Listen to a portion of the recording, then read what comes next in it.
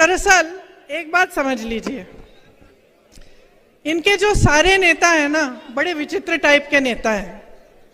पहले तो हमारे सिंधिया जी, जानते हैं, मैंने उनके साथ यूपी में काम किया। अब क्या है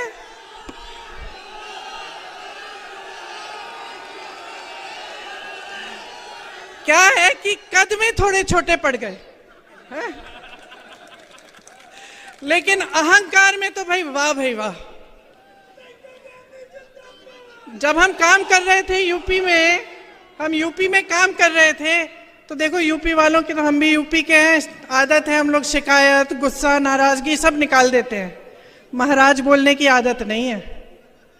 लेकिन भैया उनके पास जो भी कार्यकर्ता जाता था, कहते हैं दीदी कि हम क्या करें, महाराज महाराज कहना पड़ता है, हमारे मुंह से नहीं निकलता तो फिर कुछ काम ही नहीं होता हमारा। वैसे उन्होंने अपने परिवार की परंपरा अच्छे से निभाई है।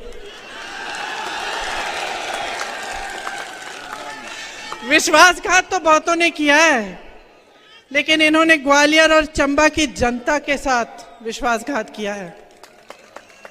आपके पीठ में छुरा भोंका है, बनी बनाई सरकार को गिरा दिया, और वो बनी बनाई सरकार आपकी थी, आपने वोट दिया था उसके लिए।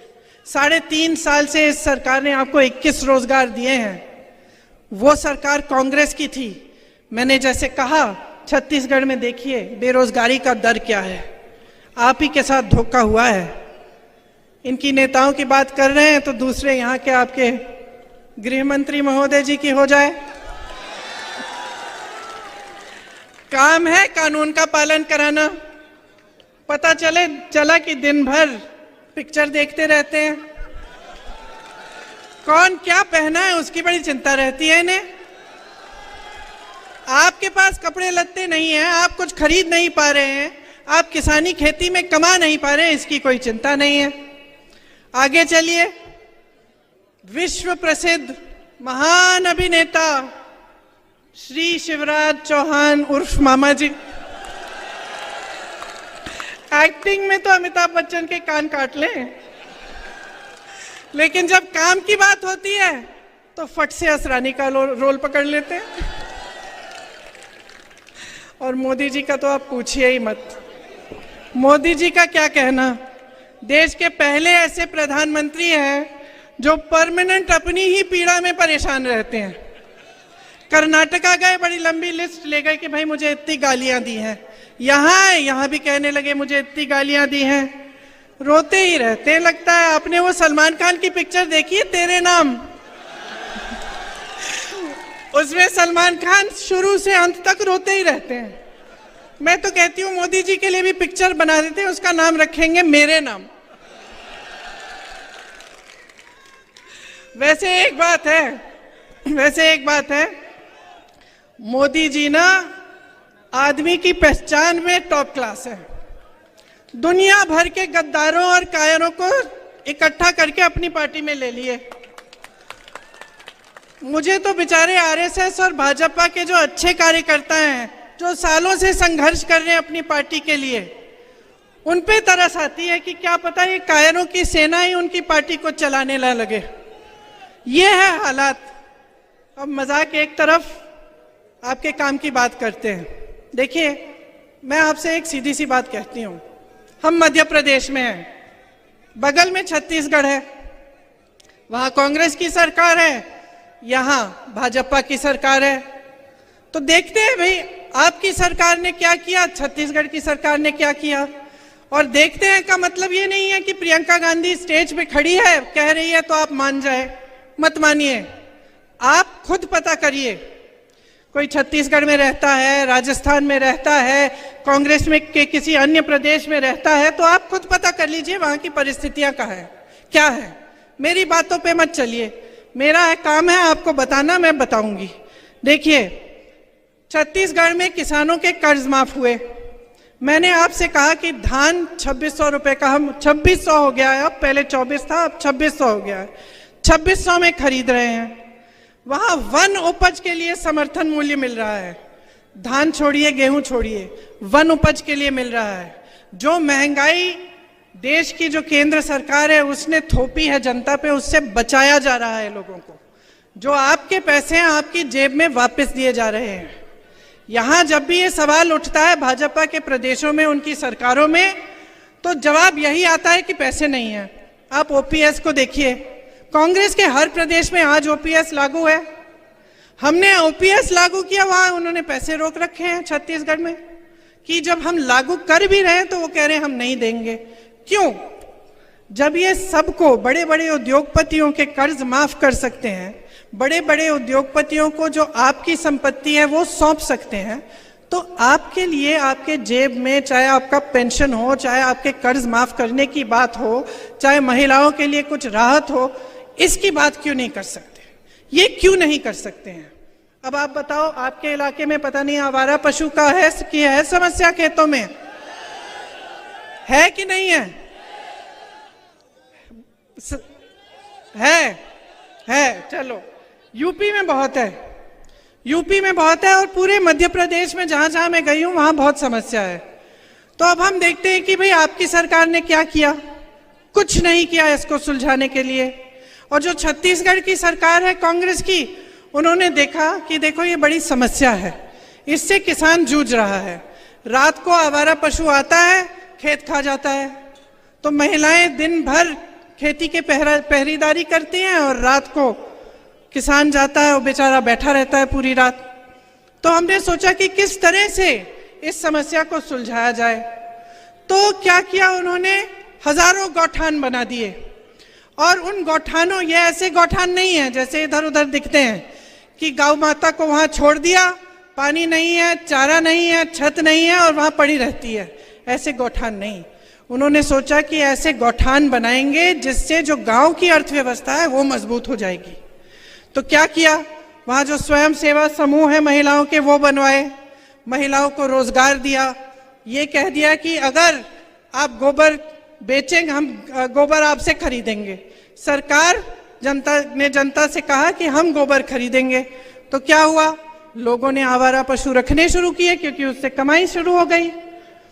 तो आवारा पशु रखना शुरू किया, उसकी गोबर सरकार ने खरीदी, उसमें से गोबर गैस बनाया, अन्य ऐसी चीजें बनाई, और गौठान में खूब रोजगार दिलवाए, खासतौर से महिलाओं को।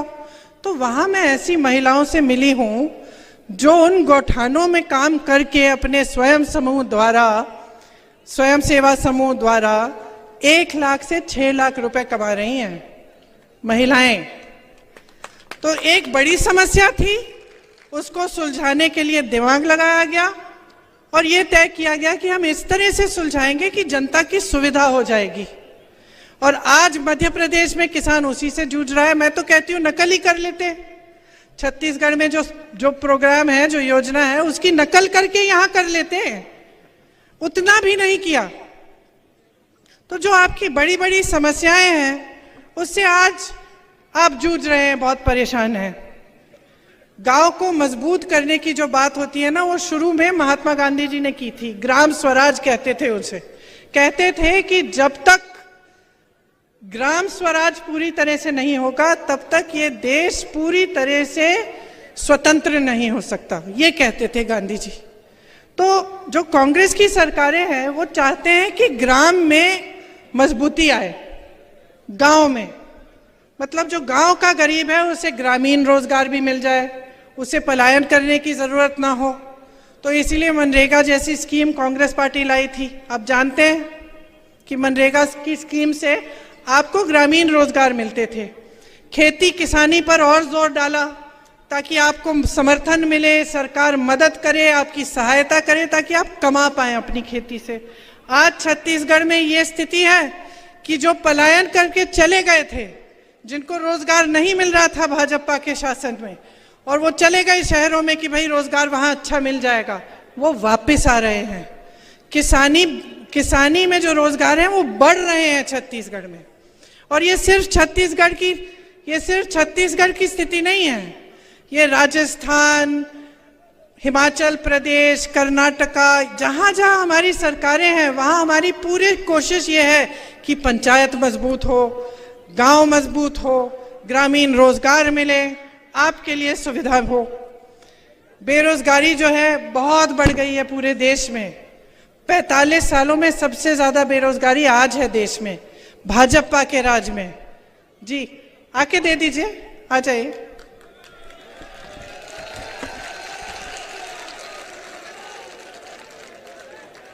इधर से आ जाइए।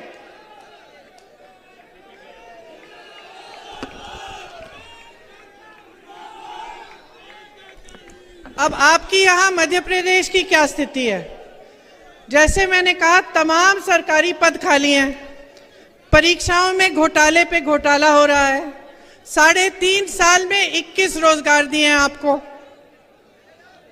और रोजगार आखिर ये देंगे कहां से? जो बड़ी बड़ी कंपनियां थी, सारे अपने दोस्तों को इन्होंने पकड़ा दी हैं। मोदी जी ने जो बड़ी बड़ी सरकारी कंपनियां थी वो, और जो जहां से रोजगार मिलता था, जो हमारे बंदरगाह है, जो हमारे एयरपोर्ट है, जो हमारे हवाई अड्डे हैं, सब अपने बड़े बड़े उद्योगपति मित्रों को दे दिए। तो वहां से तो रोजगार आना नहीं है। फिर लोग खेती में रोजगार मिल जाता था। अब किसान को इतना परेशान कर रखा है महंगाई से, और इनकी सहायता करने के बावजूद इनको और परेशान किया हुआ है। तो खेती से नहीं मिल रहा है रोजगार। अच्छा, फिर रोजगार मिलता था छोटे उद्योगों से, जो जैसे यहाँ दुकान है, ये छोटे छोटे जो उद्योग दिख रहे हैं, यहाँ दुकान दिख रहे हैं, इनमें से रोजगार मिलता था। आपने नोटबंदी थोप दी, उसके बाद आपने जीएसटी डाल दी, बीच में कोरोना आ गया। दुनिया भर में जहां जहां कोरोना था, दुनिया भर में छोटे दुकानदारों की, छोटे उद्योगपतियों की मदद की गई थी, ताकि वो जो कोरोना में जो उन्होंने पैसे नहीं बनाए, जो नहीं बना पाए, उनकी थोड़ी राहत हो जाती, और जो रोजगार थे वो बने रहते। ये भी नहीं किया। तो जहां जहां से आपको रोजगार मिलना था, वहां मुश्किलें हैं और रोजगार नहीं मिलता। तो ये जब बड़ी बड़ी खोखली घोषणाएं करते हैं ना कि करोड़ों रोजगार दिलवाएंगे, तो आपको समझना चाहिए कि आपके साथ क्या हो रहा है। ये जो सरकारें हैं, आपके प्रदेश की सरकार और केंद्र की सरकार, ये सिर्फ और सिर्फ बड़े बड़े उद्योगपतियों के लिए चल रही है। आप अडानी जी का नाम लेते हैं, 16,000 करोड़ रुपए अडानी जी एक इंसान बना रहे हैं एक दिन में। सोच लीजिए, एक दिन में एक इंसान कमा रहा है 16,000 करोड़ रुपए। और कैसे कमा रहा है? क्योंकि उसके हजारों करोड़ के कर्ज माफ हो रहे हैं, उसको देश की संपत्ति सौंपी जा रही है, और जितने उसके अपने बिजनेस हैं उसको तो आप बताइए जरा मुझे, आपको मालूम है अडानी जी क्या बनाते हैं? कोई बताएगा? जैसे आपको मालूम है टाटा ट्रक बनाती है, बिरला कुछ और बनाते हैं। कोई ये बता सकता है आज के दिन में कि अडानी जी क्या बनाते हैं? क्या? पागल बनाते हैं। देखिए, अडानी जी क्या बनाते हैं वो देश में किसी को नहीं मालूम, लेकिन ये सरकार सब कुछ उनको सौंप रही है, ये सबको मालूम है। आज बच्चा बच्चा जानता है कितना भ्रष्टाचार हो रहा है। ये लोग कहते हैं हम भ्रष्ट हैं, हम कहते हैं ये भ्रष्ट है। अब आप कहोगे कि भाई सच कौन कह रहा है? आप खुद देखिए, इससे कोई बड़ा भ्रष्टाचार हो सकता है कि देश की संपत्ति को उठा के आपने एक उद्योगपति को दे दी? देश के हवाई अड्डे, देश के बंदरगाह, आप बताओ इससे बड़ा कोई भ्रष्टाचार हो सकता है? तो जवाब आपके सामने है, सब कुछ आपको दिख रहा है।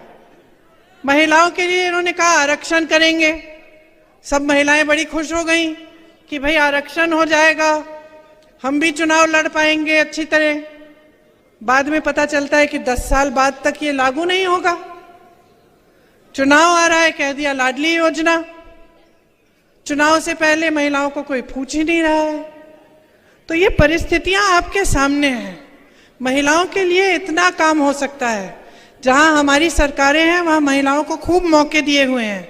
आंगनवाड़ी बहनों की मानदेय बढ़ाए हैं, स्वयं सेवा समूह के कर्ज माफ किए हैं, महिलाओं के लिए खास क्लिनिक खोले हैं जो महिलाएं चलाती हैं, खुद महिलाएं चलाती हैं, और वो क्लिनिक सिर्फ आप बहनों आपके लिए हैं।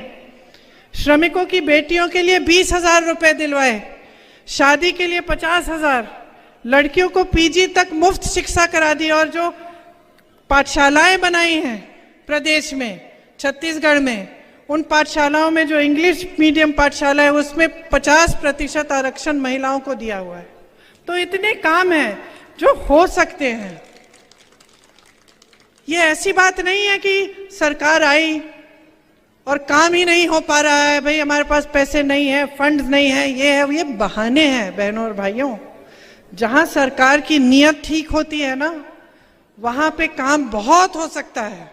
कल मैं जब छत्तीसगढ़ में थी, गर्व होता है, बहुत गर्व होता है। मंच पे खड़े होते हैं तो हम नेताओं को भी गर्व होता है कि भाई जो हम बात कर रहे हैं, अपने काम की बात कर रहे हैं, कि हम कह पा रहे हैं कि देखो हमने कितना किया है, देखो आपने हम में भरोसा किया, आपकी संपत्ति हमारे हाथों में थी, हमने वो संपत्ति आपको लौटाई है, हमने ऐसी योजनाएं बनाई हैं जिससे आपके कर्ज माफ हुए, जिससे आप अपने पैरों पे खड़े हो पाए, जिससे कोई नौजवान हो उसको अपना बिजनेस शुरू करना पड़े उसके लिए हमने सुविधा बना दी, रोजगार दिलवाए। तो हम जब खुद मंच पे खड़े होकर ये बातें करते हैं तो हमें खुद गर्व होता है, और ये महसूस होता है कि चलो आपने 5 सालों के लिए हमें आपने अपना भरोसा दिया, आपने ये सोचा कि हम कुछ करके दिखाएंगे, और हमने कुछ करके आपको दिखाया। जब मैं राजस्थान जाती हूँ और मैं एक ऐसे शख्स से मिलती हूँ जिसके हार्ट का ऑपरेशन मुफ्त में हो गया, और वो ऐसे करके कहता है कि ये जो योजना है दीदी, इसकी वजह से मुझे एक पैसा नहीं देना पड़ा, तो अच्छा लगता है, क्योंकि एक जिम्मेदारी होती है आपके प्रति, एक जवाबदेही होती है। मैं जहां जहां जाती हूं मैं एक कहानी बताती हूं कि जब मेरे पिताजी प्रधानमंत्री थे, उनके साथ मैं अमेठी घूमती थी, उनका चुनावी क्षेत्र था। अमेठी के जो गांव के लोग थे वो बेझिझक उनको डांटते थे, और वो इतना भी कह देते कि राजीव भैया प्यार देंगे हम आपको, लेकिन हमारी सड़क ठीक नहीं की ना आपने 6 महीनों में, तो वोट नहीं मिलने वाला। कहते थे, मुंह पे कहते थे, और वो प्रधानमंत्री थे, नाराज नहीं होते थे, डांटते नहीं थे, ये नहीं कहते थे कि देखो मैं कौन हूं, ऐसे मत बात करो मेरे से। सर झुकाकर उनसे कहते थे कि हाँ इसका ऑर्डर मैंने दे दिया, इसमें देर लग गई है। ये इस देश की परंपरा है बहनों और भाइयों। जब हमने आजादी की लड़ाई लड़ी ना, आपके पूर्वजों ने भी लड़ी, हमारे पूर्वजों ने लड़ी। जब ये लड़ाई लड़ी तो इसलिए नहीं लड़ी कि आज भी आप आजाद न हो। इस आजादी का मतलब क्या था?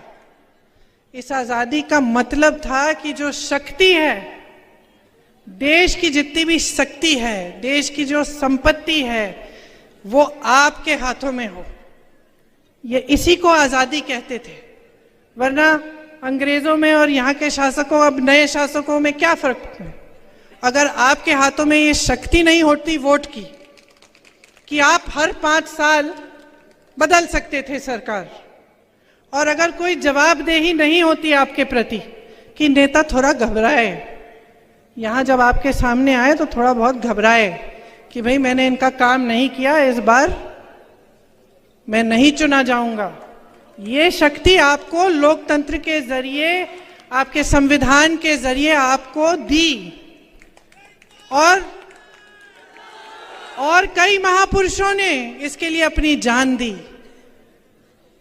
कई लोगों ने अपना खून इस धरती की मिट्टी में मिला दिया ताकि आप आजाद हों, ताकि आप अपने नेताओं से जवाबदेही मांगे, ताकि आपको सरकार अच्छी नहीं लग रही है, आपको लग रहा है कि गलत हो रहा है आपके साथ, आप उसको बदल पाए।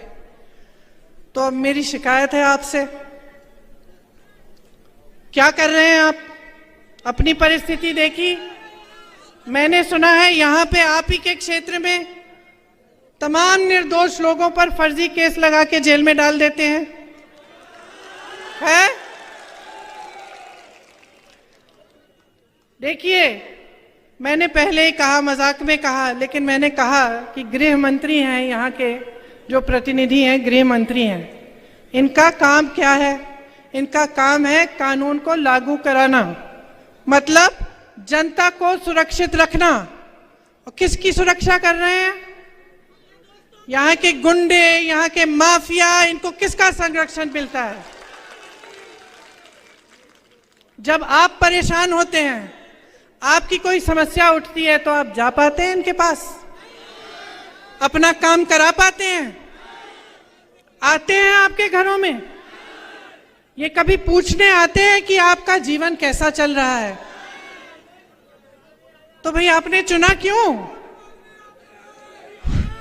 वोट मांगने आते हैं, ठीक है, वो तो वोट मांगने आते हैं, तो आप क्या अंधे हो गए कि आप अंधाधुंध वोट दे रहे हैं? नहीं ना। अरे जागरूक बनो, जागरूक बनो बहनों और भाइयों। आपका देश है, आपका प्रदेश है, ये आपका इलाका है। गुंडों के हाथों में सौंपना चाहते हैं आप इसे? अपने बच्चों के लिए रोजगार चाहते कि नहीं? स्वास्थ्य सुविधाएं चाहते कि नहीं? शिक्षा की सुविधाएं चाहते कि नहीं? तो जागो, जागो। देखो आज देश में ना एक अजीब सा सिलसिला बन गया है। ये पावन धरती है, इसीलिए मैं ये बात यहां खास तौर से कह रही हूं। धर्म के नाम पर जो आपका वोट लेने आता है, उसके मन में एक बात बहुत अच्छी तरह से बैठ गई है। आप ये बात सुन लो भाइयों और बहनों, ये बात बैठ गई है कि मैं कुछ भी कर लूंगा, मैं चाहे एक काम नहीं करूं जनता के लिए, मैं चाहे एक सड़क ठीक नहीं करूं, एक टूटी में भी पानी न आए, समस्या उठी किसानों की, मैंने आंख मूंद के दूसरी तरफ मैंने देख लिया, मैं सब कुछ कर सकता हूं, बशर्ते चुनाव के समय में मंच पे खड़ा होकर धर्म की बात करूं। लोगों के जज्बात उभर जाएंगे, लोग धर्म की बात मानते हैं और धड़ाधड़ मुझे धर्म के नाम पर वोट मिल जाएंगे। ये बात सही है कि नहीं है? जो नेता ये समझ गया है कि मुझे काम करने की जरूरत नहीं है, मैं धर्म या जाति की बात करूंगा और उस आधार पे मुझे वोट मिल जाएंगे, वो नेता काम बंद करना शुरू करेगा। वो करेगा ही नहीं। कल को आप कांग्रेस, ये जो नेता यहाँ पे हम लोग बैठे हैं सब, कल हमें आप छूट दे दो, हमें आप कह दो कि भाई काम करने की जरूरत नहीं है, आप हमारी जज्बात की बातें करो, आपको वोट मिल जाएगा, तो हम भी बैठ जाएंगे। क्यों नहीं? ये तो इंसान की फितरत होती है।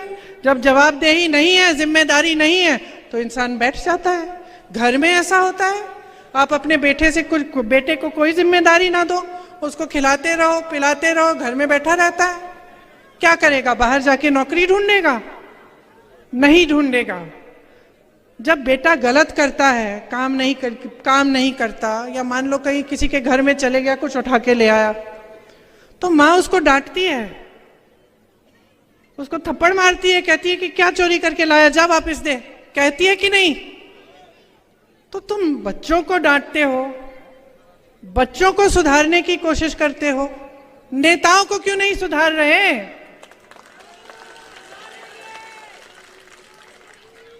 ये आपकी धरती है, बार बार मैं कह रही हूं, आपकी अमानत है, बार बार मैं कह रही हूं। लोकतंत्र ने शक्ति आपको दी है, ये जो आपका वोट है ना, सबसे बड़ी शक्ति है, इसको मत नकारो, इसको खाम धर्म के नाम पर, जाति के नाम पर मत दो। इसको एक ही आप एकदम अपना ध्यान जो है ना केंद्रित कर लो अपने विकास पे, अपने भविष्य पे, अपने बच्चों के भविष्य पे। आपको याद है महाभारत में जब अर्जुन ने यूं अपना बाण पकड़ा, एकदम अपना ध्यान केंद्रित कर दिया मछली की आंख पे, उसी तरह अपना ध्यान केंद्रित करो, नहीं तो छूट जाएंगे 5 साल और। जो बर्बादी आप देख रहे हो, जो ये घोटालों वाली सरकार है, एक के बाद एक भ्रष्टाचार की सरकार है, समझ लो इसका नुकसान कोई नेता नहीं भर रहा है, कोई नेता नहीं भर रहा है। इसका नुकसान आप भर रहे हो, आपके बच्चे भर रहे हैं, आप भुगत रहे हो। भ्रष्टाचार से मालूम है सबसे ज्यादा नुकसान किसको होता है? युवाओं को, सबसे ज्यादा। ये पैसा आता कहाँ है? जब हम सुनते हैं कि फलाना घोटाला हो गया, 2000 करोड़ रुपए का घोटाला, 3000 करोड़ रुपए का घोटाला, व्यापम घोटाला, किसी और का घोटाला। तो ये जो 2000-3000 करोड़ हम किसकी बात कर रहे हैं, किसके पैसे हैं ये?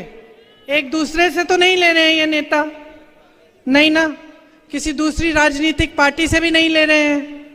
किससे ले रहे हैं? आपसे ले रहे हैं। लोकतंत्र में ना सरकार की कोई संपत्ति नहीं होती है, जनता की होती है। जितनी भी संपत्ति है आपकी है। तो आपको जागरूक बनना पड़ेगा। और जब मैं कहती हूं ध्यान केंद्रित करो, तो सोचो भाई सरकार हमें क्या दे रही है? क्या महिलाओं को हर महीने कुछ मिल रहा है? क्या रोजगार मिल रहा है? रोजगार से हमारी कमाई हो रही है? किसानों को राहत मिल रही है?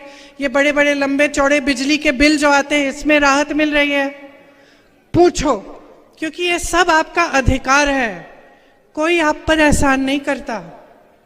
हम जब कहते हैं ना, नेताओं की आदत भी खराब कर दी आपने, कहते कि हम दे रहे हैं, हम आपको हर महीने पैसे देंगे। कहते हैं ना सब नेता, कहते हैं कुछ नहीं दे रहे हैं, ये सब आपका पैसा है, आपको वापस कर रहे हैं। कहना चाहिए हम आपका पैसा लौटा रहे हैं, ये कहना चाहिए। तो आदत खराब मत करो।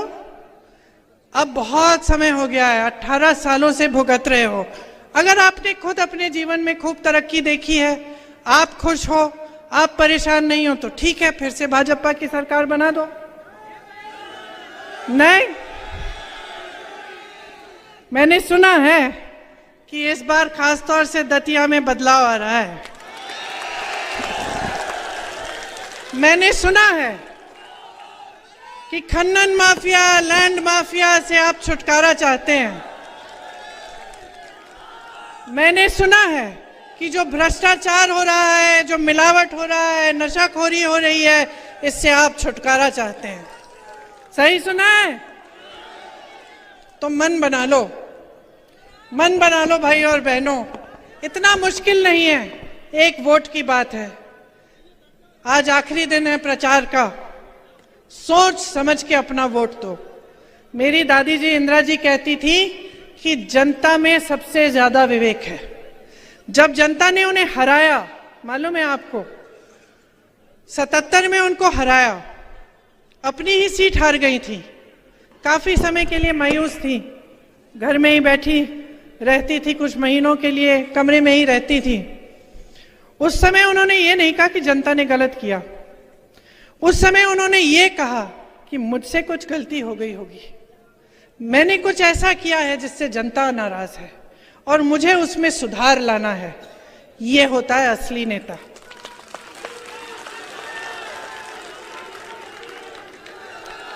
तो इंदिरा जी कहती थी कि जनता में सबसे ज्यादा विवेक है। उनके दिल में आपके लिए श्रद्धा थी, वही श्रद्धा हम सबके दिलों में है। इसलिए मैं यहां आती हूं, आपसे वोट नहीं मांगती, आपसे शिकायत करती हूं और आपसे जागरूकता मांगती हूं, क्योंकि मेरे मन में भी आपके लिए श्रद्धा है। मैं जानती हूं कि ये लोकतंत्र है, आप ही सर्वोपरि हैं, नेता को बनाने वाले आप हैं, लेकिन ये बात आपको समझनी पड़ेगी। जब मैं कहती हूं ध्यान से सोच समझकर अपना वोट डालो, तो मैं यही कह रही हूं कि समझ जाओ कि आपके इर्द गिर्द क्या हो रहा है, क्या आपका इस्तेमाल किया जा रहा है, आपके जज्बातों के नाम पर, धर्म के नाम पर आपसे वोट मांगा जा रहा है, लेकिन काम के नाम पर कोई नहीं मांग रहा। आप एक ऐसी नई परिस्थिति बना लो ना कि जो भी आपके मंच पे आए, या तो आपके विकास का काम की बात करे या फिर आप सुने ही नहीं। नई परिस्थिति बनाओ। आप सोचो, हम 10-20 नेता बैठे हैं, आप हजारों की जनता हो, हमने फिजूल की बात शुरू की, आप चिल्लाना शुरू कर लो, बोलो हमें नहीं सुननी है बात, हमारे काम की बात सुनाओ, तो हम मजबूर हो जाएंगे ना। हम आपके गांव आए, हमने काम नहीं किया आपके लिए, बहुत घोषणाएं की थी, बहुत वचन दिए थे, पूरे नहीं किए, तो जब हम गांव आते हैं तो हमें जवाबदेह बनाओ।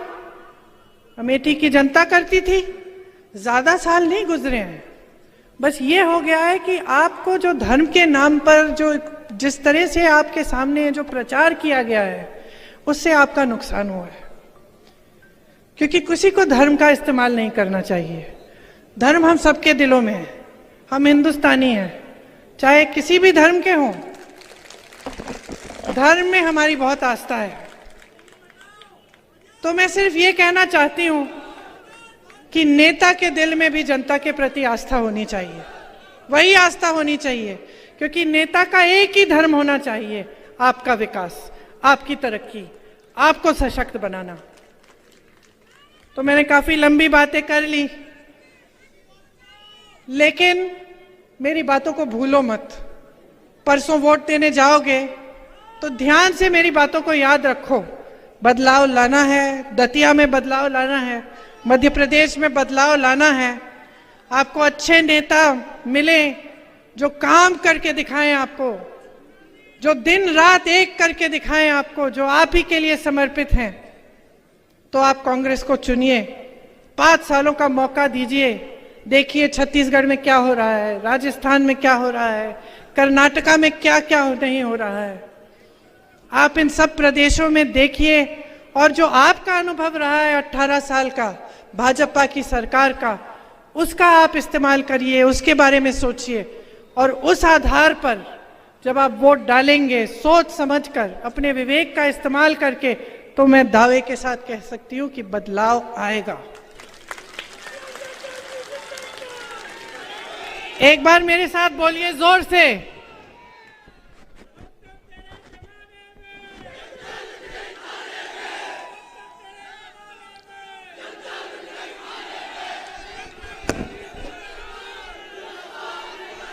मेरे साथ बोलिए, दतिया में बदलाव, दतिया में बदलाव, दतिया में बदलाव। जय हिंद, धन्यवाद। धन्यवाद मैम। सबका यहाँ पे आए हुए